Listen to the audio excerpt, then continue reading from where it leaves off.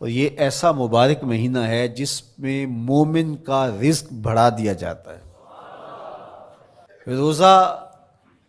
کھانا بچانے کے لیے، یہ اخراجات کم کرنے کے لیے نہیں ہے، بلکہ اس میں آپ کا رزق اور بڑھ جاتا ہے۔ ایسی ایسی نعمتیں کھانے کو ان لوگوں کو بھی نصیب ہو جاتی ہیں عام دنوں میں جو ان کا مقسوم نہیں ہوتی۔ دسترخوان لگتے ہیں، افطاریاں ہوتی ہیں، سحری کے لمحات ہوتے ہیں، کوئی کسی کو ویسے کھانا کھلائے تو اس دسترخوان پہ کھانے کے لیے آنا اس کا اور رنگ ہوتا ہے، لیکن افطار کا دسترخوان جب بچھتا ہے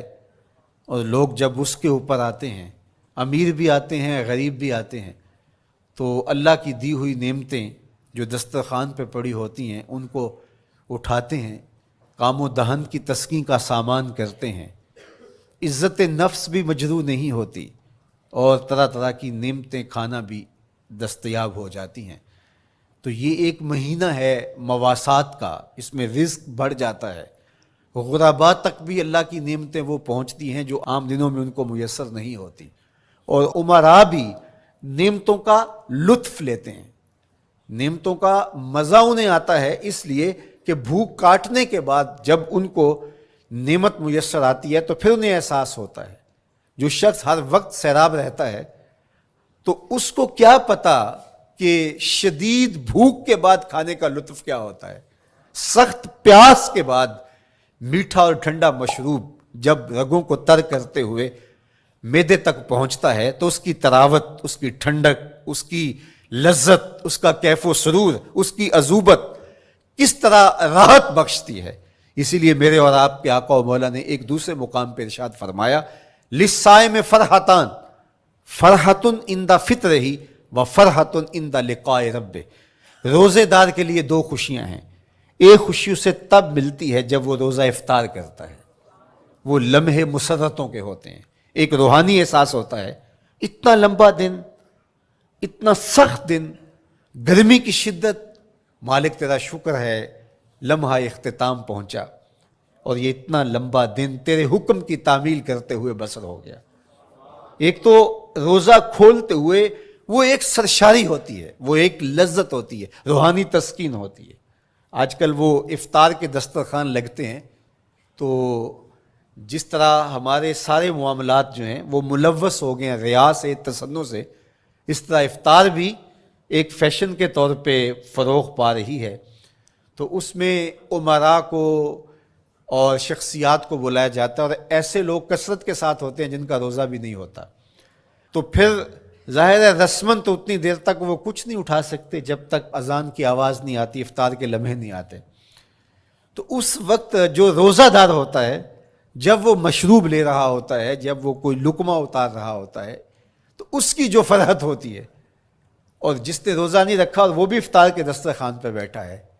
تو کیا اس کو کوئی روحانی حظ، کوئی سرور، افطار کے لمحوں کا کوئی لطف مل سکتا ہے؟ وہ بیچارہ کتنا بے چین ہوتا ہوگا کہ یہ شخص ہے کمزور ہے، سارا دن مزدوری کر کے آیا ہے اور اس کا بھی تو سارا دن گزر گیا بھوک اور پیاس سے،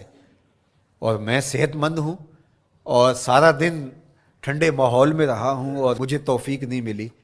تو وہ گھونٹ کتنے مشکل اس کے لیے ہوتے ہوں گے۔ اور روزہ دار کے لیے کس قدر وہ آسودہ بخش لمحے ہوتے ہیں کہ جب اس کو یہ مسرت ہو رہی ہوتی ہے کہ مالک تیرا شکر، گرم موسم، زباں کانٹا، حلق خشک، اور تو نے تکمیل تک لمحے پہنچائے اور میرا دن خیریت سے گزر گیا، تو وہ اس کے لیے ایک خوشی کا لمحہ، روحانی مسرت کی کیفیت۔ اور دوسری کہ جب وہ ٹھنڈا اور میٹھا مشروب، سارے دن کی سوکھی ہوئی زبان اور خشک حلق، اور انسان کی جو ہے وہ رگیں بھی، انتڑیاں بھی خشک ہو چکی ہوتی ہیں، تو ٹھنڈا اور میٹھا مشروب جب انسان کے معدے کی طرف بڑھ رہا ہوتا ہے، زبان بولے نہ بولے، ایک ایک رواں اللہ کی حمد بول رہا ہوتا ہے، اور تشکر انسان کے رگو ریشہ سے ادا ہو رہا ہوتا ہے، اور اس کی کیفیت، اس کی سرشاریاں، اس کی لذتیں وہ دیکھنے کی ہوتی ہیں۔ تو کہا للصائم فرحتان، روزے دار کو تو ایک فرحت اس وقت ملتی ہے عند فطر ہی جب وہ روزہ کھولتا ہے، روحانی فرحت بھی جسمانی فرحت بھی، وَفَرْحَةٌ عِنْدَ لِقَاءِ رَبِّهِ، اور دوسری فرحت اور دوسری خوشی اسے تب ملے گی جب اس روزے کے صلے میں اللہ تعالیٰ اپنے رخ انور سے پردہ اٹھا دے گا اور روزہ دار کو اپنے دیدار کی دولت عطا کرے گا، تو وہ پھر منظر دیکھنے والا ہوگا، روزہ دار کی آنکھیں ٹھنڈی ہو جائیں گی۔ اصل افطار تو وہ ہوگی نا، اللہ اکبر، اصل تو شربت دیدار ملے گا جو روح کی پیاس بجھا دے گا،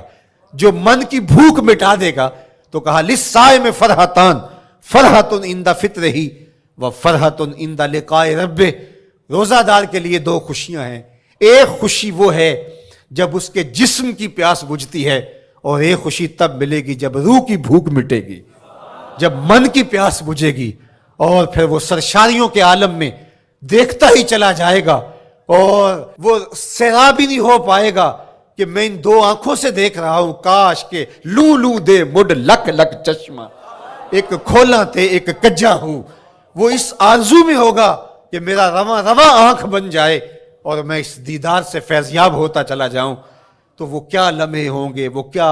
گھڑیاں ہوں گی، وہ کیا ساعتیں ہوں گی، کوئی لفظ نہیں ہے جن لفظوں میں ان حقیقتوں کو بیان کیا جا سکے، اس لیے کہ وہ منظر ہی وراء الورا ہوگا۔ تو روزہ دار کو فرحت ملتی ہے جب وہ روزہ کھولتا ہے، تو فرمایا وَشَهْرٌ يُزَادُ فِيهِ رِزْقُ الْمُؤْمِنِ، اس میں مومن کا رزق بڑھا دیا جاتا ہے۔ وَمَنْ فَطَّرَ فِيهِ صَائِمًا كَانَ مَغْفِرَةً لِذُنُوبِهِ، جس نے روزہ دار کا روزہ افطار کروایا، اللہ کے محبوب فرماتے ہیں کہ ایک تو خود روزہ رکھا، اور دوسری سعادت یہ ہے کہ ماہ صیام میں روزہ دار کا روزہ افطار کروایا۔ آپ شریعت بیضاء کو بنظر عمیق مطالعہ کر کے دیکھیں، ماہ صیام میں بہت زیادہ اس بات پہ زور دیا گیا ہے کہ روزہ افطار کرواؤ۔ اپنے گھر میں بیٹھ کر کے روزہ افطار کر لینا یہ بھی سعادت مندی ہے، روزہ نصیب ہو جائے،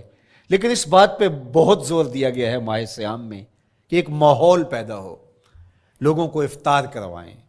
تاکہ تمام لوگوں تک اللہ تعالیٰ کی نعمتیں پہنچیں، اور لوگوں تک جو ہے وہ رمضان المبارک کی برکتیں پہنچیں۔ تو ارشاد فرمایا وَمَنْ فَطَّرَ فِيهِ صَائِمًا، جس نے روزے دار کا روزہ افطار کروایا، کَانَ مَغْفِرَةً لِذُنُوبِهِ، تو وہ افطار کروانے والوں کے گناہوں کی بخشش کا ذریعہ بن جائے گا، یہ افطاری گناہوں کی مغفرت کا سبب بن جائے گی۔ وَعِتْقَ رَقْبَتِهِ مِنَ النَّارِ، اور آتش دوزخ سے گردن کی آزادی کا مجدہ جاں فضا بن جائے گا یہ امر کہ اس نے کسی کا روزہ افطار کروایا۔ وَقَانَ لَهُ مِثْلُ أَجْرِهِ مِنْ غَيْرِ أَنْ يَنْقُصَ مِنْ أَجْرِهِ شَيْءٌ، اور روزہ افطار کروانے والے کو روزہ رکھنے والے جتنا اجر ہی دیا جائے گا، لیکن روزہ رکھنے والے کے اجر میں بھی کوئی کمی نہیں واقع ہوگی۔ جتنا اس نے سارے دن کی بھوک اور پیاس کاٹ کر کے تکلیف اٹھا کر کے روزہ رکھا، جس نے شام کو اس کو افطار کر دیا اتنا ہی ثواب اس کو عطا کر دیا جائے گا، اس کا اجر کم کیے بغیر۔ اللہ اکبر، یہ امت کے لیے اللہ نے کیا پیکج دیا ہے، کیا کرم نوازیاں ہیں اس امت کے لیے۔ آقا کریم نے ارشاد فرمایا ایک شخص صبح سے لے کے ظہر تک مزدوری کرتا ہے، اس کو ایک قیراط دیا جاتا ہے، اور ایک شخص ظہر سے لے کر عصر تک مزدوری کرتا ہے، اس کو بھی ایک قیراط دیا جاتا ہے، اور ایک عصر سے لے کر مغرب تک مزدوری کرتا ہے، اس کو 2 قیراط دیے جاتے ہیں۔ فرمایا پہلی مثال یہود کی ہے، دوسری مثال نصارہ کی ہے، اور تیسری مثال میری امت کی ہے۔ یہودیوں نے اور عیسائیوں نے اس پہ اعتراض کیا کہ ہمارا اجر کیوں تھوڑا ہے، تو میرے اور آپ کے آقا و مولا نے فرمایا تمہارا تھوڑا نہیں، ہمارا زیادہ ہے۔ آج کل اگر 1000 روپیہ مزدوری چلتی ہو مزدور کی، تو کوئی شخص صبح سے شام تک ایک شخص سے مزدوری کروائے اور 1000 روپیہ دے دے، اور دوپہر کو اڈے سے جا کے ایک مزدور اور لے آئے اور شام کو اس کو بھی 1000 روپیہ دے آئے، اور ایک شخص کو عصر کے وقت لائے اس کو 2000 روپیہ دے دے، تو 1000 والا کہے کہ میرے سے زیادتی ہوئی ہے تو اس سے زیادتی تو نہیں ہوئی، اسے تو پوری مزدوری دی گئی ہے، اب اس پہ مہربانی ہوئی ہے، اس پہ رحمت ہوئی ہے۔ تو کہا یہود اور نصارہ کی یہ مثال ہے، ایک صبح سے ظہر تک مزدوری کرے اس کو 1 قرات، ایک ظہر سے عصر تک مزدوری کرے اس کو بھی 1 قرات،